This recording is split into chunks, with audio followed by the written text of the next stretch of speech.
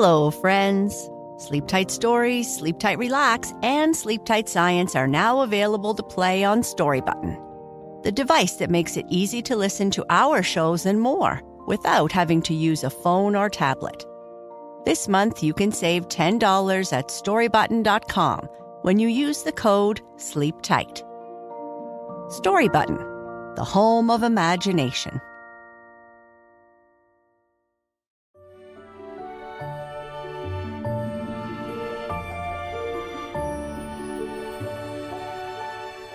Hello, friends, and welcome to Sleep Tight Stories.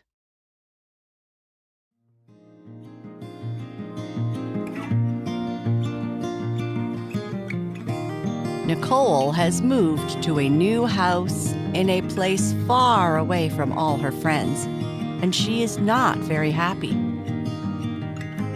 The new house is an old farmhouse, and her mom loves it. But Nicole can't believe her mom brought her here. The old house is so boring. The only interesting thing about her new place is an old barn. But her mom has told her she is not allowed to go inside.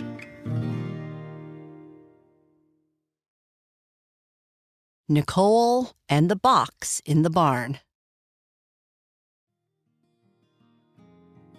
Nicole was wandering around the dusty floors of the old farmhouse that her mother had insisted they move to, singing to herself, which she did whenever she was super bored, as she was now. The house was big, even bigger than their last one, and was filled with strange corners and shadows that she was sure whispered her songs back to her, though she couldn't quite hear if they were in tune. Her mother was busy unpacking and setting up, and Nicole knew no one in this strange place with red mud and no Wi-Fi. Everything was unfamiliar, and she missed her old life. "I left some pizza on the kitchen counter for you, Nicole, in case you are hungry," her mother said from the kitchen.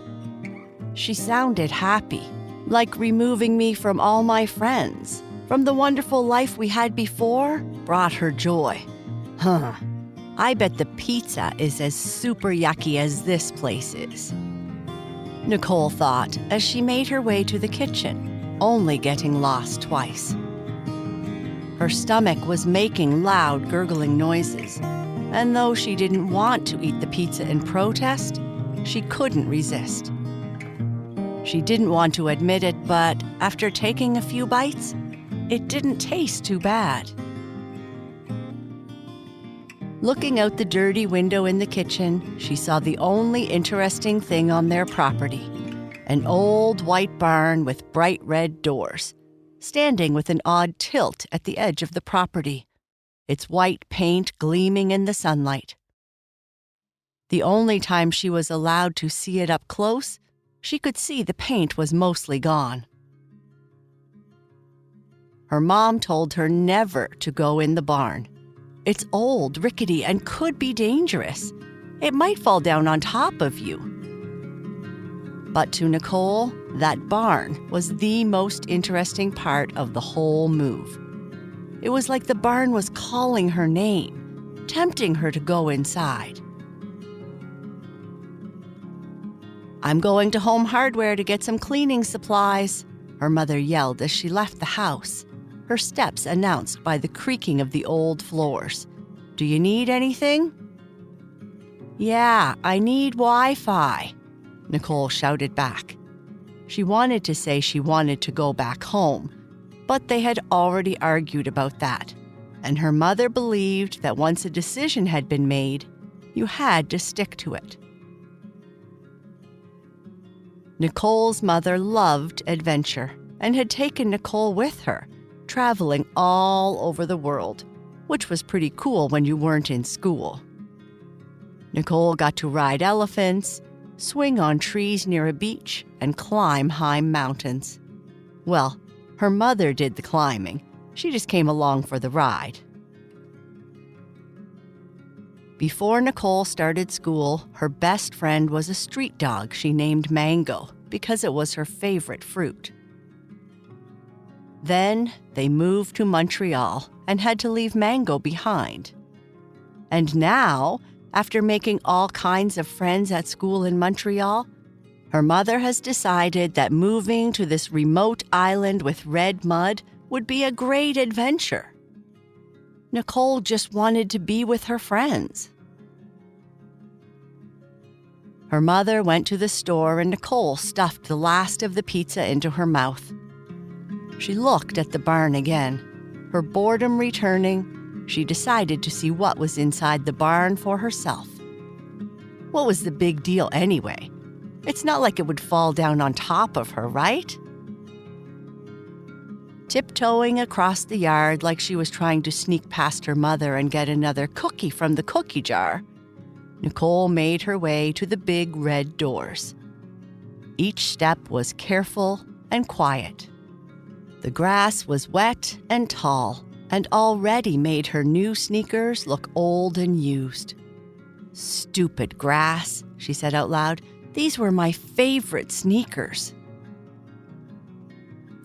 The door to the barn was heavy, but it creaked open with a push, revealing a place with even more dust, creaks and cracks than in her mother's new old house. Inside, the air held a hint of hay and a faint scent of animals long gone. The animal stalls, empty but for the shadows. Old tools and equipment were scattered here and there, remnants of activities long since finished. "P.U.," Nicole said out loud. She had seen farm animals before and knew their unique, stinky smell. Looking around, Nicole spotted a box in the corner, under a window where the sun streamed in. At a distance, it looked like just a simple wooden box. But it looked out of place amongst the spider webs and old rusting tools. Looking more carefully, Nicole noticed its surface was decorated with intricate carvings, patterns of swirls and stars that invited her touch. The box appeared ageless, unaffected by the dust and the passage of time that claimed the rest of the barn. It was too clean, and the wood looked new. Its hinges and lock were crafted from a metal that gleamed like gold, untarnished, suggesting that someone or something had protected it from becoming another relic of the past. "Now, this is interesting," Nicole whispered. It was as if the box was waiting, just for her, holding its breath and its secrets, ready to reveal its contents to her alone. Nicole always had an active imagination, which she developed from all the time she played with Mango. They used to pretend that the only way Nicole could be saved from the evil king and queen was for Mango to lick her face. He had really stinky breath, but Nicole loved him anyway. She walked slowly over to the box, across piles of old hay and dirt, the sounds of skittering and scattering above her as her presence became known to those creatures that still called the barn home. As she reached out, her fingers first touched the intricate carvings, feeling the smooth swirls and stars that seemed warm under her touch. "Neat. I wonder what is inside," Nicole said to herself, secretly hoping it was Wi-Fi, or at least some books. Her books were in a box somewhere. Her mother always forgot where her stuff was packed. With a gentle push, the lock surprisingly offered no resistance, as if recognizing Nicole as the rightful opener. The hinges whispered softly as the lid lifted, allowing a soft golden light to spill out. The scent of old pages, wildflowers, And something indefinably ancient and mysterious rose from the depths of the box. Inside, she found treasures more valuable than even Wi-Fi. First, she saw a red velvet cape folded neatly to one side. She couldn't help but touch it. It was as soft as a kitten's fur. She picked it up, wrapped it around her shoulders, and immediately felt as brave as a lion and as adventurous as an explorer setting sail for unknown lands. In her mind, she was no longer just Nicole. She was Nicole the Brave, ready to face any adventure that came her way. "Hear ye," she yelled. "Nicole the Brave has arrived."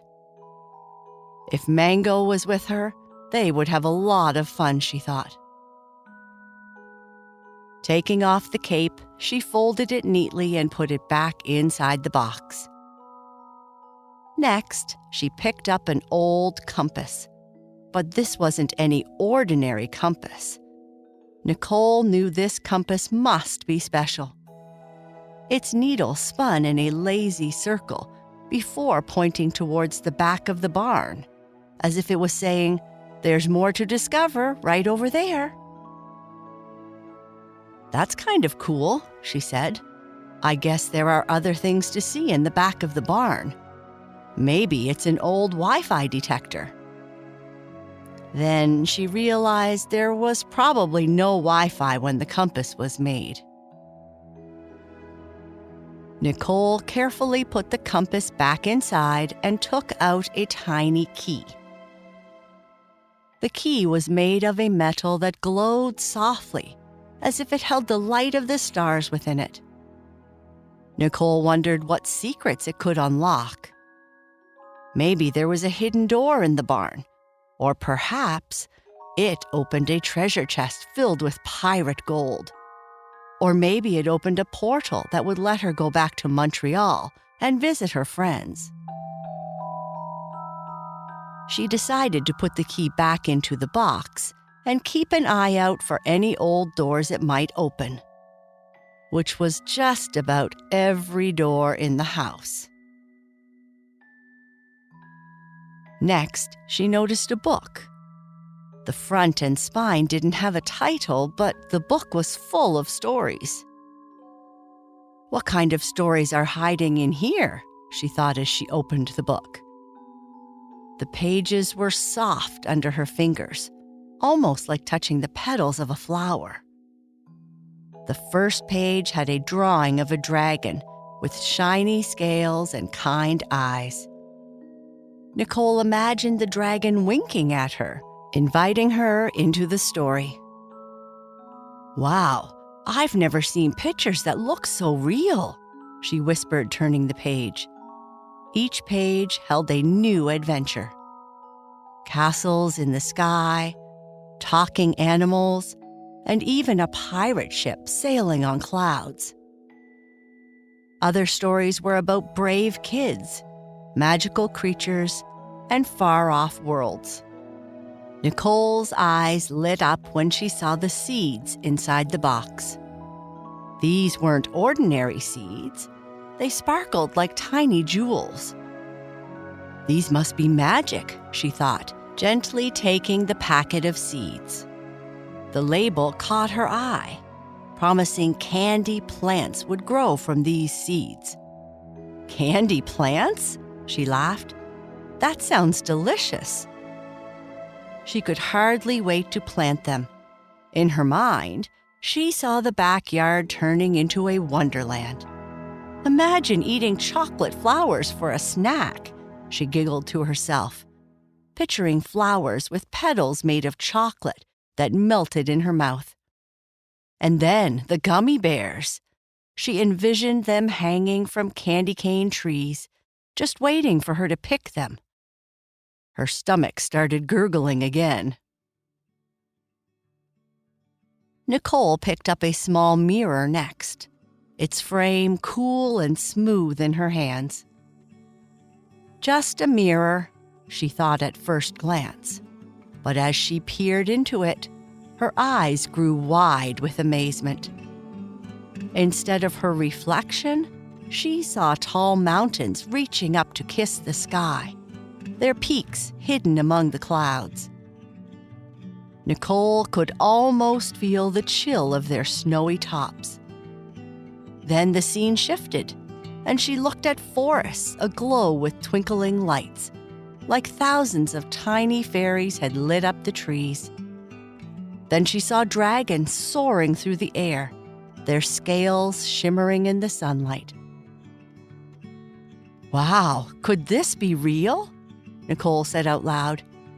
"Maybe this is some kind of magic mirror that can take you anywhere you want to go." Nicole first thought of seeing if the mirror could take her to her neighborhood in Montreal. But then she thought of the dragons and the mountains. That would be super fun too. "Nicole, where are you?" That was her mother's voice. "How could I have not heard her arriving?" Nicole said as she put the mirror back into the box and gently closed the lid. Tiptoeing across the wet grass, Nicole arrived at the back porch's doorstep and was greeted by her mother. "Nicole, I have been looking all over for you. You weren't in that old barn, were you?" her mother asked. "Well," Nicole said, looking down at her grass-stained sneakers, "maybe?" And that is the end of this part. Good night. Sleep tight.